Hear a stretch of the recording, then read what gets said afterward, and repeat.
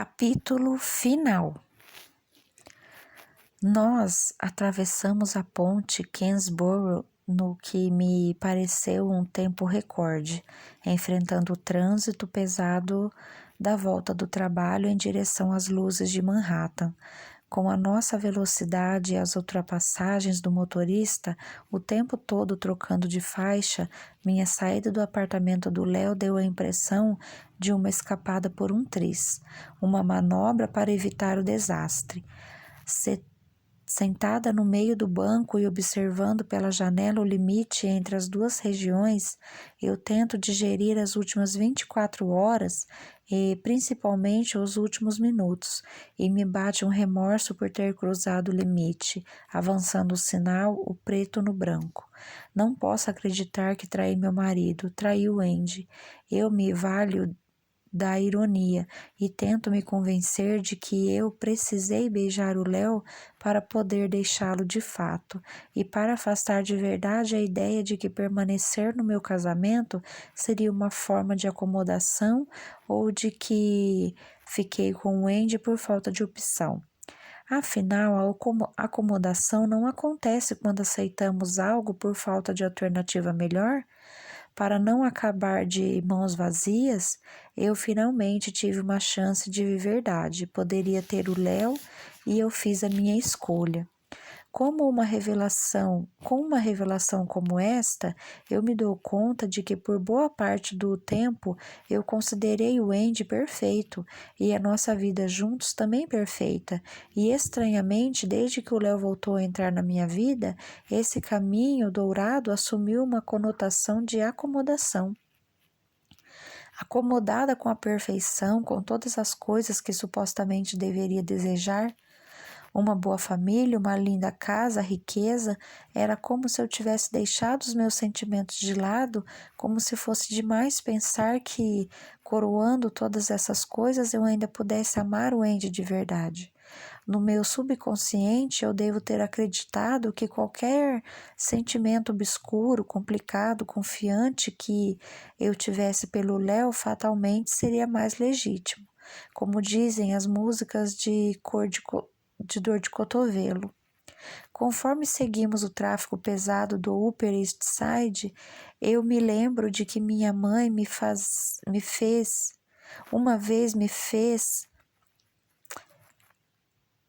uma vez me disse que é igualmente fácil amar um homem pobre e um homem rico, um de seus muitos conselhos antiquados sem fundamento para mim, e não apenas por ser ainda criança. Nós estávamos no estacionamento de um banco e acabávamos de cruzar com o namorado dela do colégio, chamado Mike, com quem minha mãe tinha terminado quando ele entrou na faculdade, para ficar com o pai. Suzane e eu tínhamos visto a foto dele no anuário da escola várias vezes e decidido que, apesar de suas orelhas de abano, ele até que era bem bonito, com seu farto cabelo castanho ondulado, mas quando o vimos, a maior parte do cabelo já havia caído, deixando as orelhas com uma aparência maior ainda, e ele agora pertencia à categoria dos gordinhos de meia-idade que chamam pouca atenção. E para piorar, tinha um sorriso suspeito, embora eu tivesse concluído isso ao vê-lo partir em seu Cadillac. Depois de beijar a mão da minha mãe e arrancar risadinhas dela, ainda assim, não achei que minha mãe tivesse ficado nostálgica e nem notei nada que levantasse suspeitas no seu comportamento, mesmo depois de seu conselho nada romântico, se bem que eu era nova demais para perceber alguma coisa. Mas hoje me pergunto o que ela pensou de fato na época, como ela se sentiu de verdade com relação ao meu pai e ao Mike. Será que ela se arrependeu da escolha que fez? Será que as decisões dela foram mais diretas que a minha? Ou será que sempre há algo mais ou menos resolvido nos assuntos do coração? Lamentei não poder perguntar isso a ela, e de repente, se eu pudesse sentir qual seria sua resposta, e imagino Andy em nossa cozinha, a gravata frouxa e o terno desalinhado, Posso vê-lo consultando atentamente as instruções de uma embalagem de pizza congelada, decidindo se usa o micro-ondas ou se vai adiante e pré-aquece o forno natural, tentando me esquecer e o bilhete deixado sobre o balcão. Se você for, não precisa mais voltar. Eu sinto uma pontada de medo ao pensar que o fato de ter feito a minha escolha não implica que o Andy escolherá a mesma coisa, principalmente se eu contar a ele o que acabo de fazer com o Léo, o que será inevitável. O meu pânico aumenta quando sinto o Andy me escapando, e agora tudo o que mais quero no mundo é ver o rosto dele, efeito da perda iminente sobre a gente. Mudança de planos, eu informo ao motorista. Eu decidi que atenderei ao meu segundo maior desejo. Para onde agora? O taxista pergunta. Meu coração dispara quando eu dou o endereço do meu antigo apartamento, nosso antigo apartamento. Preciso ir até lá mais uma vez, preciso me lembrar de como eram as coisas, como tudo pode voltar a ser, com muita decisão e um pouco de sorte. Dedicação e um pouco de sorte. O motorista sente sem se importar e vira para descer a segunda avenida. Pela minha janela desfilam os vultos de placas, faróis, táxis, pessoas. Eu fecho os olhos e quando volto a abri-los, estamos virando na rua 37. Eu respiro fundo e vou soltando o ar lentamente. Pago a minha corrida, desço do táxi e apanho a minha bagagem, sentindo um misto de alívio e de remorso. Sozinha na calçada, eu fico admirando o nosso prédio envolto na escuridão da noite. Daí eu me sento nos degraus de pedra desgastados e tiro o telefone do bolso. E antes que possa mudar de ideia, eu ligo para o celular do Andy e fico atônita quando escuto ele dizer alô. Oi, eu digo, imaginando que parece que se passaram dias, anos sem nos falarmos. Eu espero que ele fale, mas como ele fica em silêncio, eu continuo. Adivinhe onde eu estou? Onde? Ele diz com um ar distante, cansado e, acima de tudo, cauteloso. Ele, obviamente, não está com clima para jogos de adivinhação e não posso culpá-lo por isso. Não posso culpá-lo por nada. No nosso antigo apartamento, eu revelo arrepiada. Ele não pergunta por quê, talvez porque ele conheça o motivo, e apesar da minha dificuldade em discernir, eu também senti o motivo. Nossas luzes estão acesas. Eu conto olhando a janela da sala íntima e imaginando o cenário aconchegante e caloroso do seu interior. Eu penso que talvez os novos moradores sejam alienados, solitários, mas por alguma razão eu duvido disso. Ah, verdade? Andy diz, parecendo distraído. Eu respondo, ouvindo alguém falando ao fundo. Pode ser a televisão, ou talvez ele não esteja sozinho. Talvez tenha saído, esteja em um bar ou restaurante, agindo como solteiro. Penso ansiosa no que dizer a seguir, mas estou pisando em ovos e como se andasse em um campo minado, repleto de omissões e meias verdades. Você me odeia? Eu finalmente pergunto. E me dou conta que tive a mesma conversa com o Léo pouco antes, quando ele me acusou de tê-lo odiado quando nós rompemos. E fico me perguntando por que o ódio, com frequência, dá a impressão de ser um componente do amor, ou no mínimo uma forma de medi-lo. Eu prendo o fôlego, aguardando uma resposta. Por fim, ele suspira e responde. Ellen, você sabe que eu não te odeio. Não ainda, eu penso comigo, temendo que nunca terei coragem suficiente para contar a ele o que fiz e rezando para que um dia eu consiga superar isso. Eu sinto tanto, Andy, eu me desculpo por mais do que ele possa imaginar.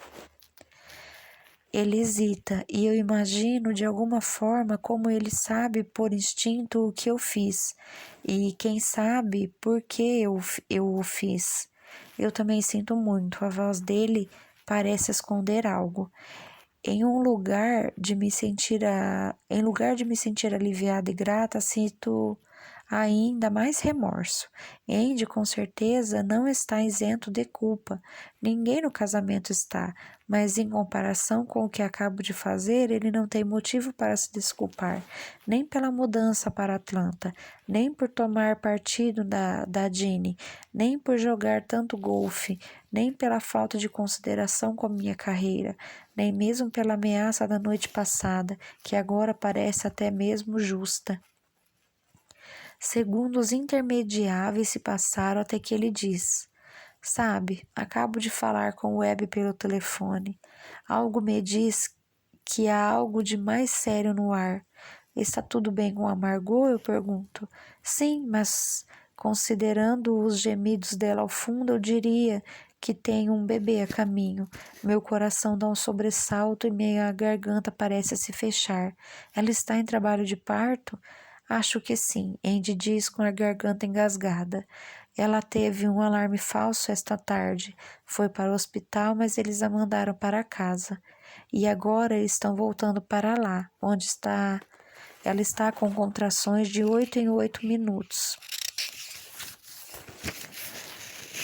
Eu consulto o meu relógio e cruzo os dedos para que o bebê só nasça amanhã. Não no dia em que beijei o Léo, e só um detalhe técnico, mas estou me prendendo ao que puder. Que alegria, eu digo, alegre de verdade, mas um pouquinho sentida e triste também pela forma como eu imaginava este momento. E de repente eu percebo que nas últimas horas eu perdoei a Margot pelo que ela fez, e espero que algum dia ela possa me perdoar também. É engraçado como a vida sofre reviravoltas, às vezes por acontecimentos fortuitos, como ter cruzado com o Léo na rua, e às vezes através de decisões calculadas, como as da Margot ou como a minha ao deixar ao Léo esta noite. No final, todos eles podem ser classificados como destino, mas para mim são mais uma questão de fé. Você está indo para o hospital? Não no momento. A voz dele fica em suspenso. Eu queria estar com você, eu digo, aliviada e grata por perceber que essa é a pura verdade. Eu queria estar com toda a família, em Atlanta ou em Nova York. Ele perguntou de um modo distorcido, suficiente o bastante para eu saber que ele não está sorrindo. Longe disso, aliás. Não faz diferença, eu digo, observando um táxi entrar no nosso antigo quarteirão e parar diante do nosso prédio. Eu olho para o céu procurando as estrelas ou pelo menos a lua antes de prestar atenção no táxi. Então a porta se abre e Andy surge na minha frente, vestindo exatamente o terno e a gravata vermelha como eu o havia imaginado, e o seu casaco azul marinho. Por alguns segundos fico atordoada de tal forma como não me acontecia desde criança, no tempo em que eu ainda acreditava em magia e em outras coisas boas demais para serem verdade. Então eu noto o sorriso indeciso e esperançoso do Andy, que jamais vou esquecer, e percebo que aquilo está de fato acontecendo. É bom e é de verdade. Ei, você, ele diz, caminhando na minha direção. Ei, você, eu digo, estática, com um sorriso no rosto. Você aqui. Vim atrás de você, ele diz, olhando nos meus olhos. Ele segura no corrimão sua mão a centímetros da minha. Mas como? Eu digo, buscando a resposta certa. Eu tomei um voo agora no fim do dia. Eu tinha acabado de chegar à cidade quando você ligou. Eu rapidamente ligo os pontos e me dou conta de que ele pegou um avião para me ver, ciente de que poderia perder o parto da irmã. Meus olhos voltam a lacrimejar, mas dessa vez por uma razão completamente diferente. Mal posso acreditar que você está aqui, eu digo. Mal posso acreditar que te encontrei aqui. Eu sinto muito, eu digo novamente, agora chorando. Ah, meu amor, assim não, ele diz com ternura. Eu não poderia ter mudado completamente a nossa vida e esperado que você concordasse com tudo. Foi injusto. Ele sobe um degrau e ficamos apenas um degrau separados, de olho no olho. mas sem ainda nos tocarmos. Eu quero que você seja feliz, ele sussurra. Eu sei, eu digo, pensando no meu trabalho em Nova York e em todas as coisas das quais sinto falta. Mas eu não deveria ter partido, não daquele jeito. Talvez você tivesse de fazer isso. Talvez, eu disse, pensando no meu último abraço no Léo, aquele último beijo e no quanto esse momento parece indiferente por tantas razões.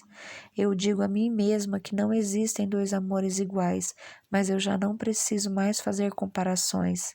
Ainda assim, eu sinto muito.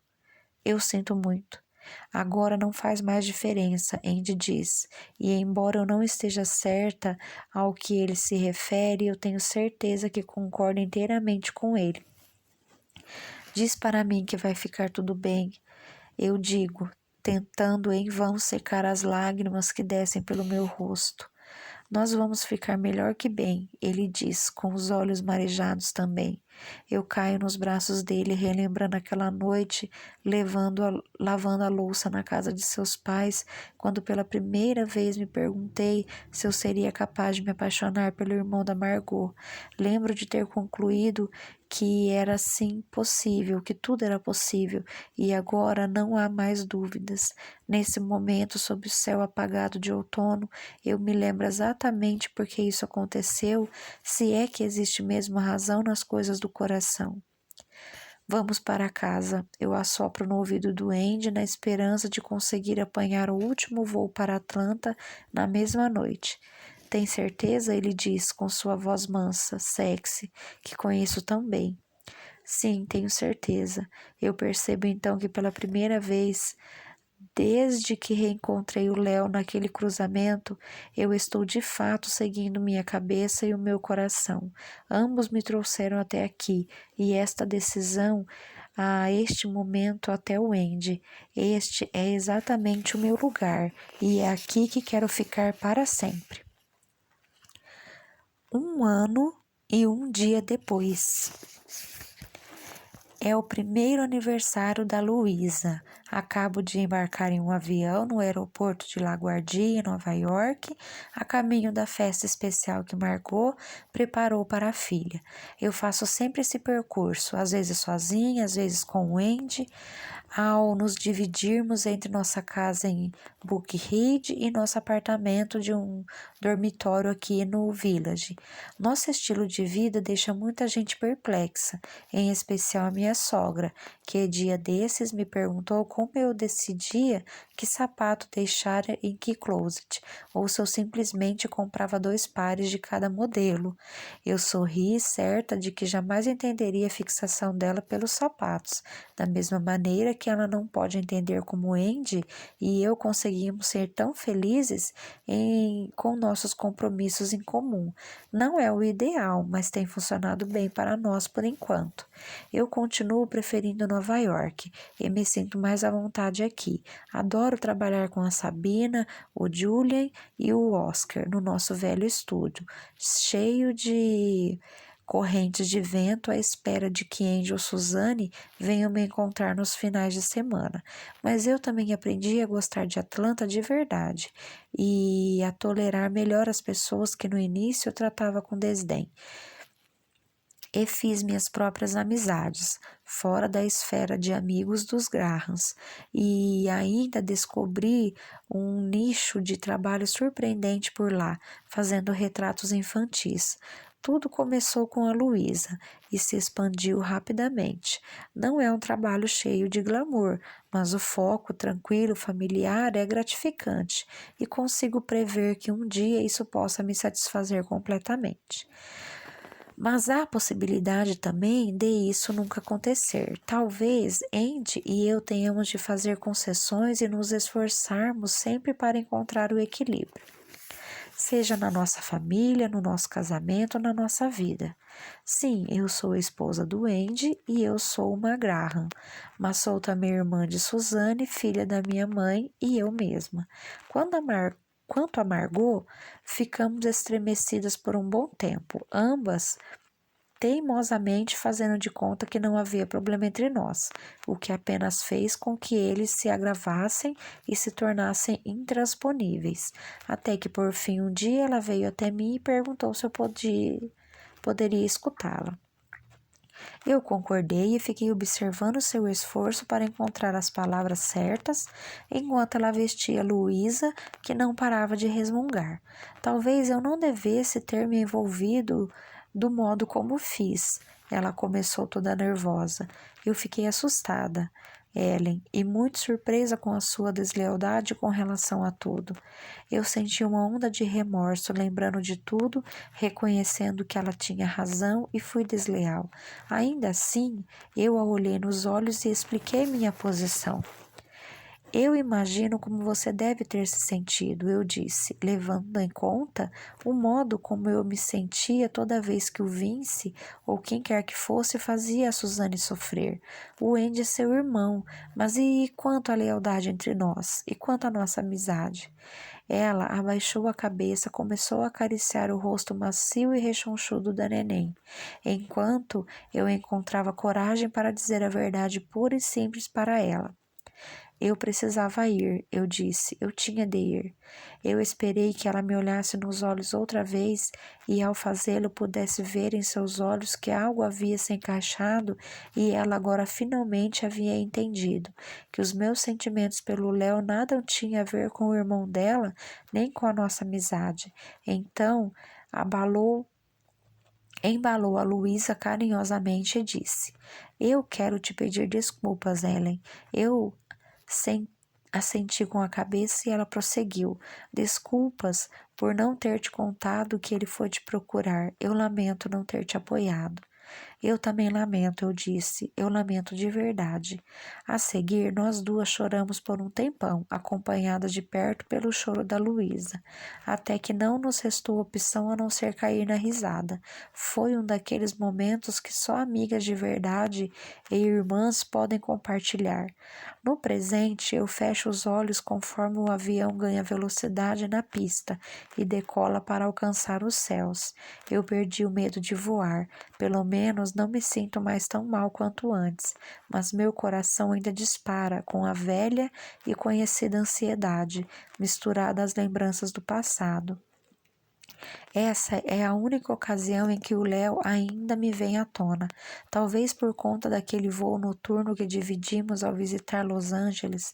Talvez porque seja possível olhar para baixo e identificar o prédio dele da minha janela, ou lugar onde o vi pela última vez há exatos 1 ano e 1 dia. Desde então, nunca mais nos falamos. Eu não retornei nenhuma de suas ligações, nem mesmo quando enviei a ele as fotos de Coney Island, incluindo a que tirei dele na praia. Cheguei a pensar em lhe dizer algo, acrescentar um bilhete. Obrigada, sinto muito, vou te amar para sempre. Tudo, na verdade, continua sendo, aliás, mas... Tudo verdade, continua sendo, aliás, mas melhor que ficasse assim, por dizer. Da mesma forma que decidi não confessar ao Andy o quanto estive próxima de perder tudo. Em vez disso, guardo aquele dia só para mim, como um lembrete de que o amor é uma soma de todas as nossas escolhas, o vigor do nosso compromisso, o laço que nos une. Feliz comigo mesma que amo tudo o que é meu.